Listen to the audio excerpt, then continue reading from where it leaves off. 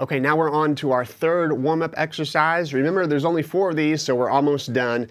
And this is going to be a welcome change from the strenuous exercise that the trill was. And this is very, very simple. In fact, it's so simple, it might delude you into thinking it's unimportant. But don't underestimate the power of this exercise. So let's start with just holding all our fingers across the string set here and just muting the strings. And all you're gonna do, this is just a strumming hand exercise, similar to how the trill was just a fretting hand exercise.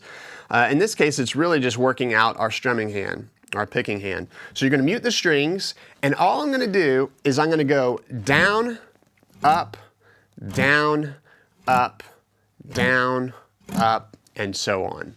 Very, very simple, but again, it's one of those things that seems simple.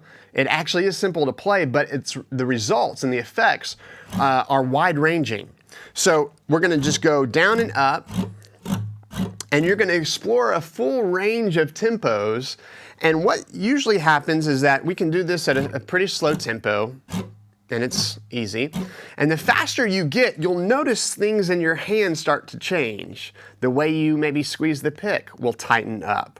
The way the pick moves around in your fingers will become more obvious and evident. It'll want to slide out a little bit more. There might be more tension in your shoulder or in your arm. And so as you speed this exercise up, what should happen is that everything stays nice and loose and feels the same as if you were playing at 50 or 60 beats per minute. But what usually happens, again, we kind of tense up, things start changing in our strumming hand, especially if we're just starting an exercise like this and hadn't tried it before. And basically what you're doing, you're finding the kind of the threshold of when your technique, your strumming hand technique starts to break down, and you're trying to push that back a little bit.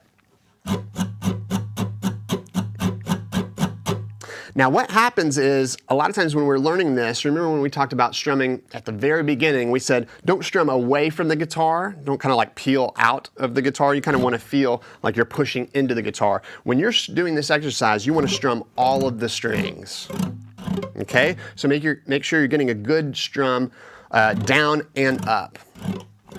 What's amazing about this exercise, it's kind of unforeseen. It's similar to how that trill exercise actually helps me push down chords and form chord shapes and bar chords and anything else. You wouldn't expect that from an exercise like that, but it in fact does help.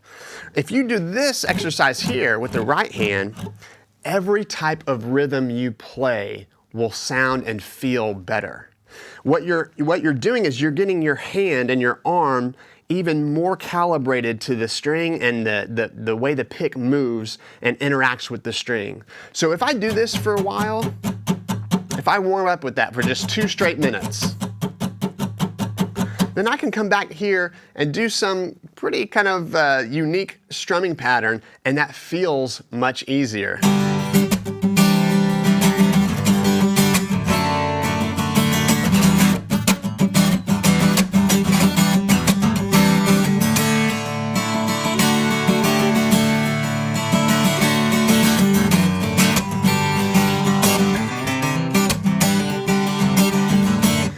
All of that is just so effortless, and the front of my hand is nice and loose and relaxed, and it's because I've spent a lot of time just going down, up, down, up, down, up. This is a great exercise to practice with the metronome. So start at a slow tempo, again, maybe 60 or 70 beats per minute, and then gradually speed up. And that's nice because you can kind of actually mark your progress. Increase maybe by 10 beats per minute every week or every few days. And then see if you can raise that threshold. And again, your ability to do that and put that in your normal practice or warm-up routine will greatly enhance the way you sound in any rhythm you play.